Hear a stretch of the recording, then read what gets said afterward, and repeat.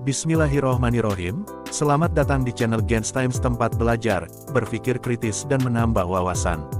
Sebelum masuk lebih dalam, subscribe channel ini agar tidak ketinggalan berita dan opini yang berkualitas. Kali ini kita akan membahas pertanyaan seorang manusia ateis yang mempertanyakan bagaimana mungkin Tuhan mampu menghidupkan manusia yang mati dan menjadi tulang belulang yang sudah hancur. Allah menjawab bahwa Dia yang menciptakan manusia dari ketiadaan maka lebih mampu menghidupkan mereka kembali. Hal itu disampaikan dalam Al-Quran Surah Yasin ayat 78-79 berbunyi. Dan Dia membuat perumpamaan bagi kami, dan Dia lupa kepada kejadiannya. Dia berkata, siapakah yang dapat menghidupkan tulang belulang yang telah hancur luluh? Katakanlah, yang akan menghidupkannya adalah Allah, yang menciptakannya pertama kali. Dia Maha mengetahui tentang segala makhluk. Nah, sekarang mari dengarkan penjelasan lewat pendekatan ilmiah, filosofis, dan rasional berikut. 1. Perspektif biologi molekuler, bukti penciptaan dan kreasi makhluk hidup kembali. Dalam biologi molekuler, tulang, meski menjadi struktur yang tampak mati, menyimpan DNA yang dapat digunakan untuk rekonstruksi genetika. Penemuan ini membuktikan potensi generasi dari sesuatu yang terlihat hancur, seperti tulang.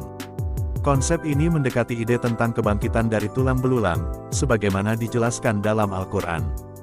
2. Keunikan informasi di zaman pra-modern. Fakta bahwa Nabi Muhammad, seorang yang buta huruf, menyampaikan pengetahuan ini lebih dari 1400 tahun yang lalu menimbulkan pertanyaan besar. Pada masa itu, tidak ada ilmu atau teknologi yang memungkinkan pemahaman tentang potensi biologis tulang dan sel, termasuk penemuan DNA. Hal ini menguatkan klaim bahwa Al-Quran berasal dari sumber yang melampaui kapasitas manusia biasa. 3. Argumen filosofis tentang kemahakuasaan pencipta. Dari perspektif filsafat Islam, kebangkitan manusia adalah bukti kemahakuasaan Allah. Jika manusia mampu memahami mekanisme penciptaan seperti cloning atau rekayasa genetika, tentu Sang Pencipta memiliki kemampuan yang tak terbatas untuk menghidupkan kembali makhluk yang telah mati. Ayat ini menekankan logika bahwa yang mampu menciptakan dari nol, pasti mampu mengulanginya. 4. Konsistensi Al-Quran dengan penemuan modern. Penelitian modern menunjukkan kemampuan organisme hidup untuk generasi, seperti sel punca, stem cells, yang dapat membentuk jaringan baru. Dalam konteks ini, konsep kebangkitan tidak hanya bersifat teologis tetapi juga rasional dengan dukungan ilmiah yang ditemukan jauh setelah wahyu Al-Quran turun. 5.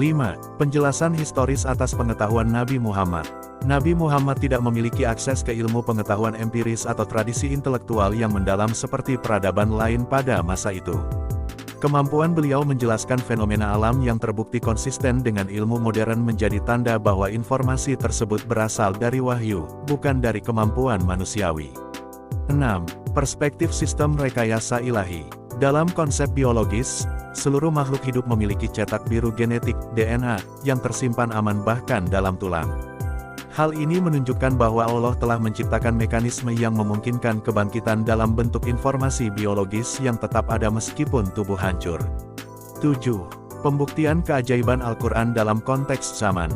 Tidak ada teks lain dari zaman tersebut yang memberikan konsep semirip ini tentang generasi manusia.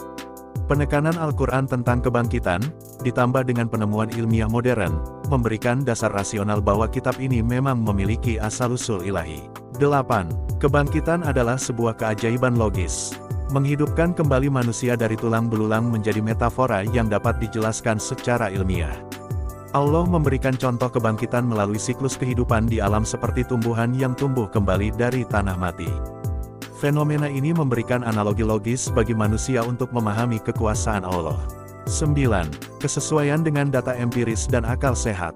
Keberadaan DNA dalam tulang manusia, yang menjadi bahan dasar rekayasa genetika modern, adalah bukti bahwa proses kebangkitan manusia dapat diterima akal. Ini menghubungkan keyakinan teologis dengan data ilmiah yang baru ditemukan pada abad ke-20. 10. Jadi kesimpulannya, sumber wahyu adalah pencipta.